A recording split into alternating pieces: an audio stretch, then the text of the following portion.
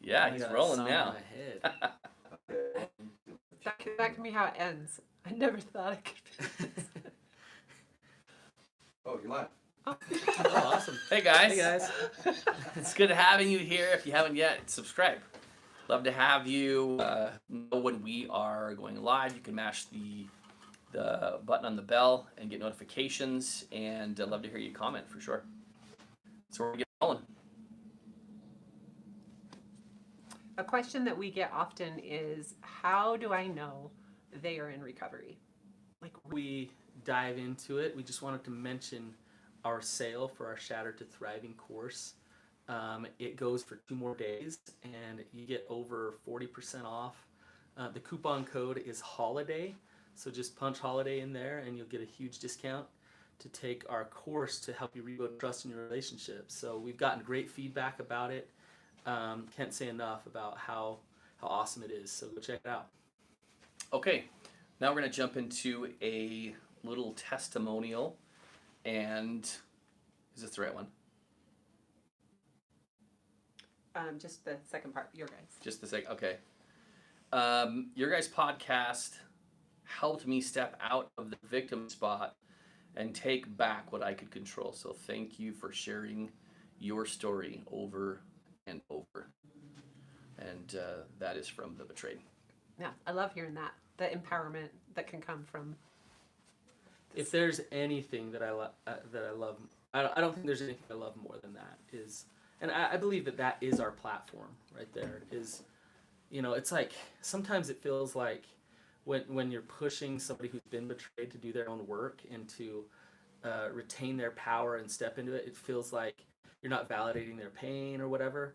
But in reality, what we're doing is we're supporting you to move forward and to be empowered and to get better. And so to hear that somebody gets it and somebody's doing it, that's awesome to hear. So thank you. That's cool. Okay, so how do I know they're in recovery? I get this question all the time, and we talk about rebuilding trust a lot and what it takes to rebuild trust, how rebuilding trust is a process. Another thing that I talk to the betrayed about a lot is backing out and backing off and not hovering and not controlling and not taking over in the recovery. And so it's a really uncomfortable thing because it's like, well, if I don't do that, then what do? I just sit here and watch and wait and see. And yeah, you pay attention to see whether or not change is happening, whether or not real recovery is taking hold. And that part right there, Brannon, is one of the hardest steps, I think, in beginning this whole process is that step into, I'm going to let this go and really see where it goes. And I'm going to do what I can do. And it might not work out. Yeah. Right? I might get hurt again. Right. Absolutely. And it's scary. You let go and you let God, right? Mm-hmm. And but it is helpful to know what you're paying attention to. Yes. So what you're looking for. It's helpful to get educated and really understand what is recovery. And I love this list that you're giving, the 5 things, because it's those kind of out there things to look for that most of us are looking for, like, are you going to group? Are you going to therapy? Yes. And those aren't necessarily great indicators for really all of it, right? We talk about how it's the be, not the do. Yeah. And, if you see somebody doing a bunch of things for their recovery, it doesn't mean real recovery is happening. The beauty of this list is it's not about the do. It really flushes out the be. If they can do these things, then they are shifting into a place where they're practicing healthy attachment. They're shifting and they're changing. So without further ado, let's go over the 5 things, and then we're going to talk specifically about one of these things today, okay? So first off, that they're proactive in their own recovery, and that's the one we're going to talk about today. Next, they're rigorously honest despite the consequences. They are patient and empathetic to their partner's hurt and pain. They're connected to household needs. And then lastly, they're consistent with their actions and their behaviors. So let's take part 1, because all 5 of those things, I think we could talk for hours on. And so let's break down being proactive in your own recovery and what that means. So, Coby, to you, what does that mean? For the longest time, I had, man, I'm just thinking, I really knew that I didn't have any ownership of my own recovery, like early, right? I mean, I was wackling into denial. Early days. But even when I was attending 12-step, the 3 different times that I attended, I didn't own anything about that. In fact, I wonder, like, how much did I really own in my life? Like, did I own? When you talk about not owning it, do you mean like you were doing it because I was totally checking a box. I was doing there just Like a to therapist. appease. a therapist telling you Told me to go. You want Ashlynn to see that you're actually doing something? Yeah. And then ecclesiastical leaders as well. Like, hey, this is what you need to be doing, which is great. It just, if there's not any oomph in it. And what's really Yeah. interesting about that is that there was, I didn't take any ownership of it. I was really just compliant. Okay. And what's interesting about me saying that I was compliant is that's how I was raised. Was to be compliant. To fall into line and to do what what I you was should. told, Yeah. and to not push back, not really think for myself, just like you're gonna do this and that's the end of it. So this is That's counterproductive. interesting, This is actually. counterproductive to recovery. So if you disclosure happens or it's all busted open, then all of a sudden you fall into line and you start doing everything that you should do in order to be good enough. It feeds and fuels the addiction. And It definitely fed see why? resentment. Yeah, I mean, I'm even thinking about early days in my childhood, like in adolescence and stuff. I can think about all kinds of situations where I felt resentment towards my mom or my dad, but it was primarily my mom for, consequences I would get or, things that I would have removed. But it was, resentment grew for sure. And that same thing spilled over into Would our marriage. shame, would that trigger shame as well? Like going without the right intentions? No. Are you talking like in recovery or are you talking like in adolescence? No, we're talking recovery here. Well, I know that, but I'm just giving some contextual history of the parallels that I had. But as far as like compliance in recovery, there's no part of early recovery that I didn't have shame. Right.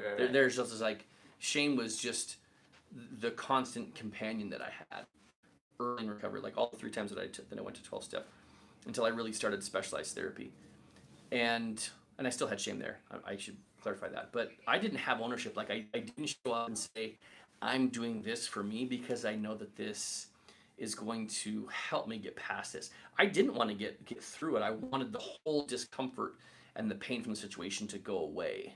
Yeah. That's what I really the pain and the wanted. discomfort to go away.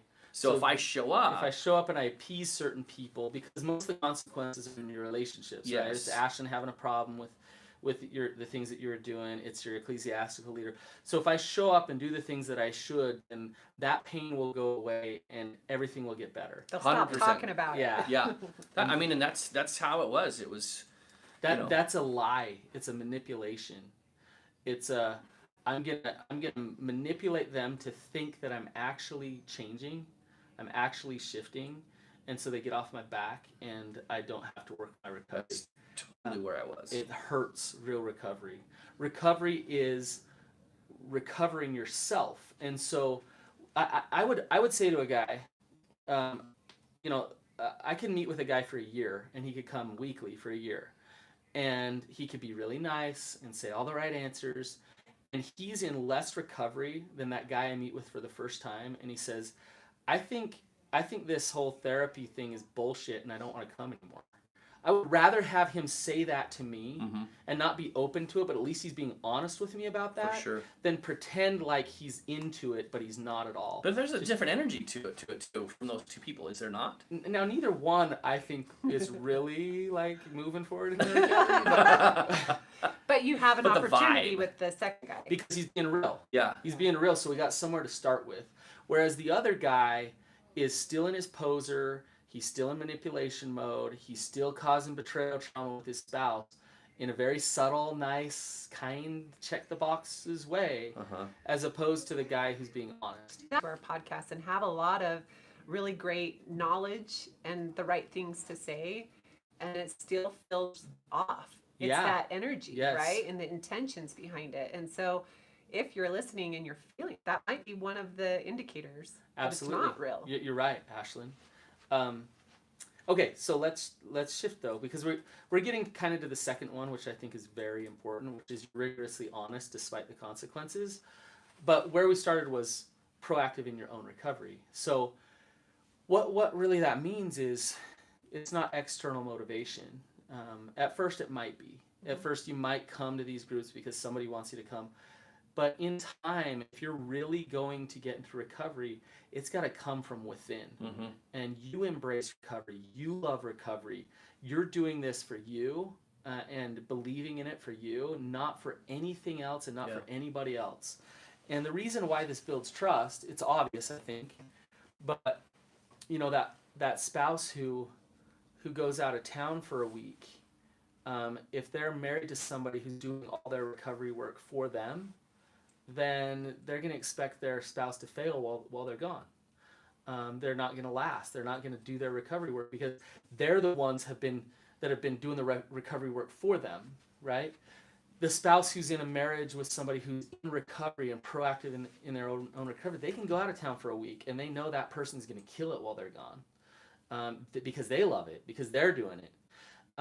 It's awesome to see when somebody embraces their own recovery. What shifted for you, Coby? How did you go from compliant man to killing in your own proactive recovery man? Well, right.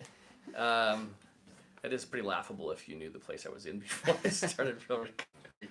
But the truth is that, and I've said this a few times on the podcast, is that I was totally and wholly afraid of facing God, knowing that I had a second affair. That was the sole motivator for me, that I have to, like, there's something internally wrong with me and I have to fix it. And that was the thing. That was what motivated me. So when, Ashlynn told me that there's such thing as specialized therapy, I was the one that was calling, saying, hey, just trying to get the whole thing going. Let's be clear, though. It was 6 months later, just so that the For sure. listeners can understand. It wasn't like the same day. Boom. For sure. It was not the same day. It was 6 months later, for sure. And maybe even longer, actually. Maybe 8 months. But the truth is that I knew that internally I had to change, without question.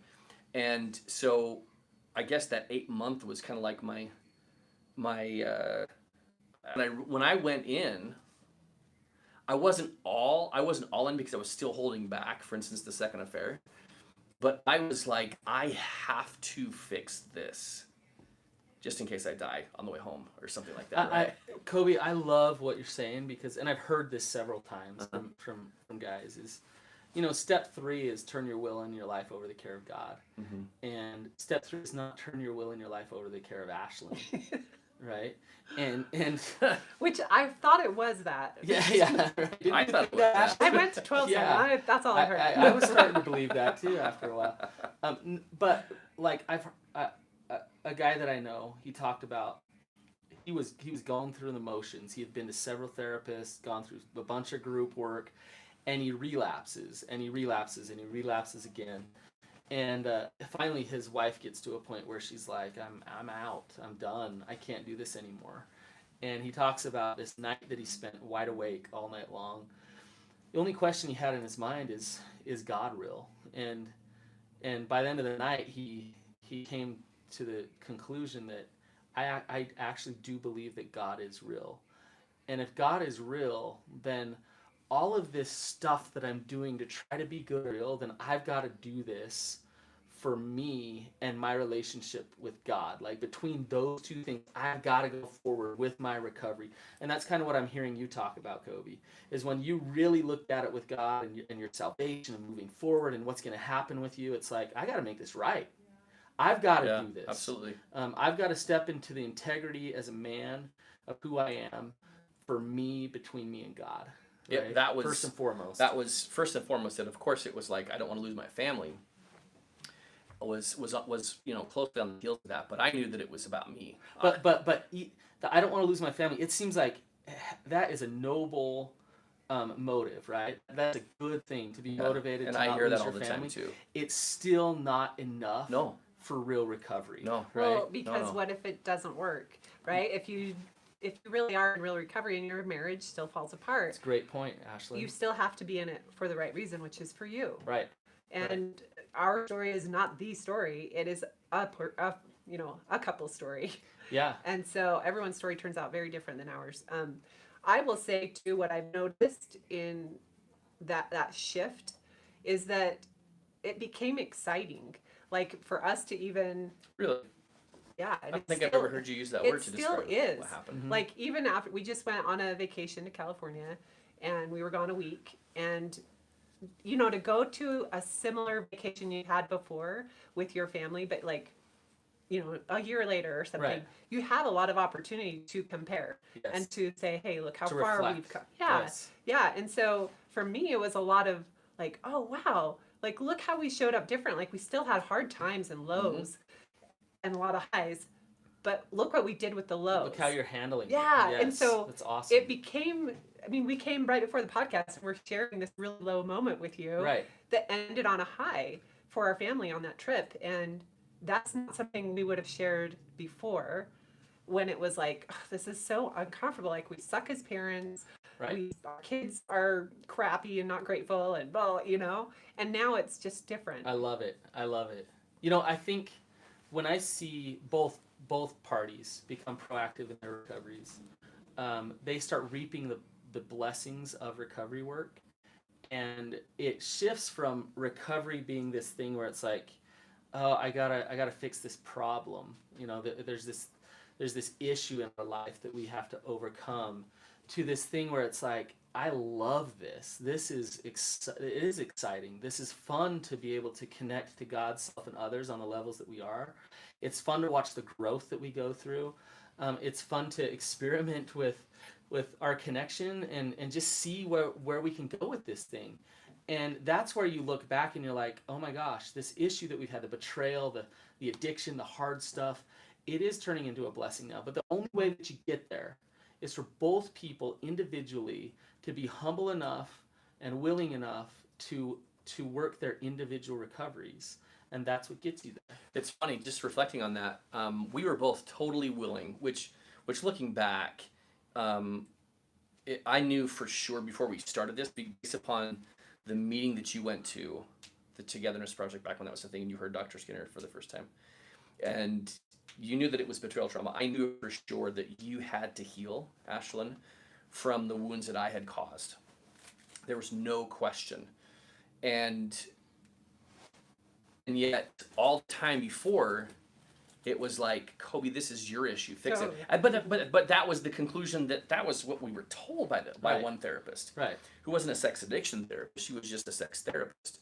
And so she didn't understand that. So what other conclusion were we going to come to? So to your credit, your everlasting credit, you were like, okay, I'll concede to the fact that I need to get some help, and I'll do it. But it was the fact that I think one of the good things is that we paid in advance for like 3 months of therapy.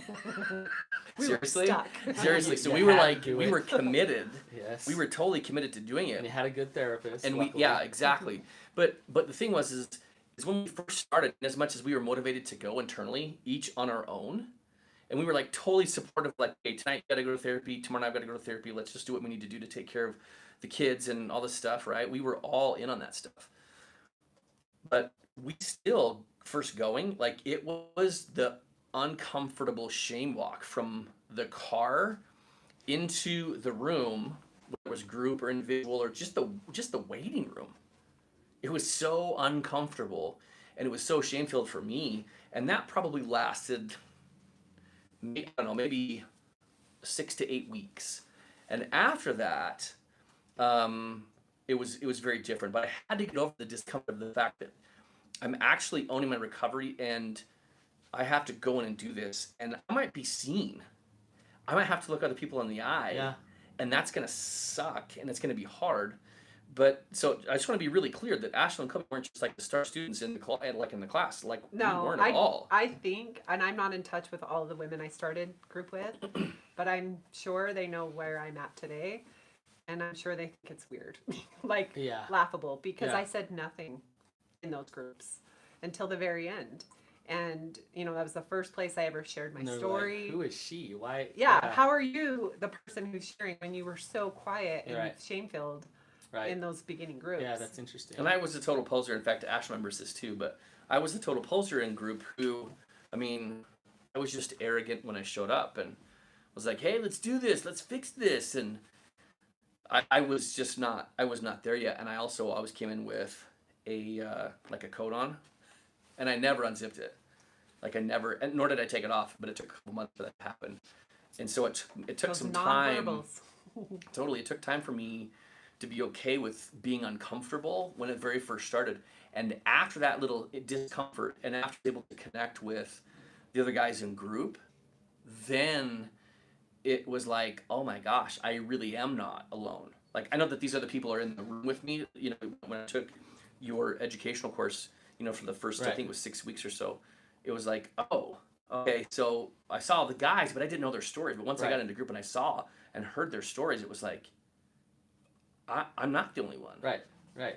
Like, I'm really that not. Fellowship helps you bust open a proactive recovery. It it's like totally we can do changed this. it. I'm not isolated in this. Exactly. That's why I love group. Yeah. Yeah. Okay, but here's a question for you. So, can a sponsor work your recovery for you? I wish. They might try. I see it happen all the time where people try to get that to happen. Like, let me hand it over to this person. They're going to make it better. They're my mentor. It's going to happen. Mm-hmm. Can you pay the best therapist ever enough money to work your recovery for you? I mean, Like, they are the best. No. I'm sure Best of the I'm sure best. that's possible. I'm sure that there's It's therapists not that possible. try. It's not. No, it reminds me Impossible. of what you talked about in the beginning. The two different guys coming in, right? Yeah. And you have an opportunity when I felt the biggest shift for me when I started doing therapy work was just being honest with our Yeah. therapist, Amy. Like, hey, I'm uncomfortable. This makes me feel weird. I feel like I'm doing it wrong. When I would say even stuff like that was like, for me, vulnerable. Yeah. But for her, she was like, oh, okay, well, let's do this and this will make you comfortable. But that was your work, Ashlynn, right? Yes. You coming willing to show up honest gave you a chance to really shift. Yeah. And a lot of clients will come in really wanting me as a therapist to force them to stay sober, to get honest, to do this, to do that. I can lay out the roadmap for anybody. Yeah. And Totally. some people are willing to take steps down that path, and some people act like they are and they're not, and some people totally don't want to, right? Yes. But the best therapist in the world, the best sponsor in the world, the most amazing spouse in the world, cannot do it for you. And there's a reason for that. Is your healing will take place when you're willing and when you accept where you're at. And so once you accept that and you're willing, that's the process of real recovery. All these other people are just reflectors and educators and guidance for you. And your gut will kind of hear the truth of what they have to say, or maybe say, that doesn't feel quite true to me. But then you'll move forward in your healing process to discover what real recovery is for you. And so for all of you who have a great therapist, I hope I'm not discouraging you, because that great therapist will do a great job at handing your recovery back to you. Yeah. And saying, here you go. Like, you're either doing this or you're not. It's kind of interesting, just playing the analogy of the doctor trying to treat the patient. There's plenty of doctors, I'm sure, who have treated patients, whether it's a wound, a sickness of some kind, and have been unsuccessful because the body is saying, this isn't either, like, my wound is not compatible with your treatment. The body's not responding to the treatment because the body's not ready, or whatever the case is, right? Yes. And the same thing happens. The same thing happens for the soul. Like, nobody can try to internally motivate me to change. And no one can give that to me No one can force me to grow. I kind of like your analogy. You know, this work is not surgery. So, you know, as a therapist, I don't go in and do heart surgery and then it kind of heals itself and gets better. It's more like physical therapy, where you got to come and you got to move, you got to go through the pain, you got to go through the process over and over again in order for change to happen. Yeah. So, but it was some of the best times that we had in recovery was once we got over the discomfort of going, and we were engaged. You were doing your shame group, and then I was starting to dig into shame in my group. That was the time where I developed a love for therapy and a love for my own process because of the things that I was learning. And it wasn't just learning about how much of a douche I was. It was learning and understanding the science behind addiction, understanding the various relationships in early childhood that contributed to it, understanding my own choices, learning to take responsibility. I mean, there's all kinds of things that were just ahas, and that helped me understand and then be motivated. Ultimately, in order to take ownership, like if my therapist was like, "Hey, you need to do this," I was like, "I'm on it." yeah. If you need to have dates done, I'm going to do that. Boom, follow through. I need to go to 12-step, I'm going to do that. I need to get a sponsor, I'm going to do that. It was like, what? Which reminds me, in the beginning for me, I had a lot of, like, I don't want to do this. This isn't fair. We had just gone off the heels of our children's sexual abuse and dealing with that. We didn't trust people to babysit our children. Right. And here we are saying, now we got to go to group in therapy and we need a babysitter. Right. And so I was mad. Like, this is your fault. Yeah. So I started in a lot of like the anger, but also I'm going to do this because I got to fix the marriage. And then it did do that shift. And it was for me the education part of starting to understand him and why he was showing up the way he was and why I was showing up the way I was. When I had that education piece, it was like, okay, yes. I definitely play a role and I want to be a different human. Right. And I've said it before, but recovery has made me more of the person I've always wanted to be. Right. And I'm not there yet, and I'll never be there yet because it's that continual growth and then the growing up and the growing down. Yeah. And saying, hey, I see where I was over here and it's okay. I think the shift that you just described, Ashlynn, is, you know, blame is like the great killer of internal motivation. It just destroys internal motivation because it's like, well, Coby, you suck. You did this. This is your fault. So are you really going to go to therapy and be open about working on you, Ashlynn? And you know, no, what that looks like, I think, is when you show up and you just talk all about your partner. Yes. And it's nothing on me. And it comes back to that review that we read today, where for you to take responsibility for your own healing and your own recovery, even though Coby did this, is hard to do. It's hard to shift into proactivity in your recovery as the betrayed, because it's so easy to blame. There's so much to blame. There's so like, here you go, it's his fault. But you will stay stuck unless you get proactive in your own healing and take responsibility for it. Totally. So, and by the way, I've got to say, that goes both ways. I hear it all the time where the addict is saying, well, she doesn't give me enough sex, or she's so difficult, or she triggers this, or she triggers. If you're stuck in blame, then you are not proactive in your own recovery, from the addicted side of things as well. Well, ownership. Yeah, and that's exciting because it goes into our next topics that we'll be talking about later on. Absolutely. You know, we're going to do a 5-part series on this so that you guys can really understand what it really feels like and looks like. Absolutely. Ownership of recovery is one of the coolest things that I did, because I realized that I was actually walking the walk rather than talking it. Love it. We'll end on that. All right. See you guys. See you guys. That's true, though. That was like, owning my own recovery was the first